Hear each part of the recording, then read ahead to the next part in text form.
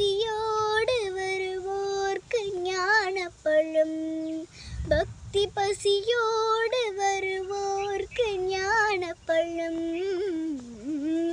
திருப்பரங்குன்றத்தில் நீ சிரித்தாள் முருகா, திருத்தணி மலை மீது எதிரொலிக்கும்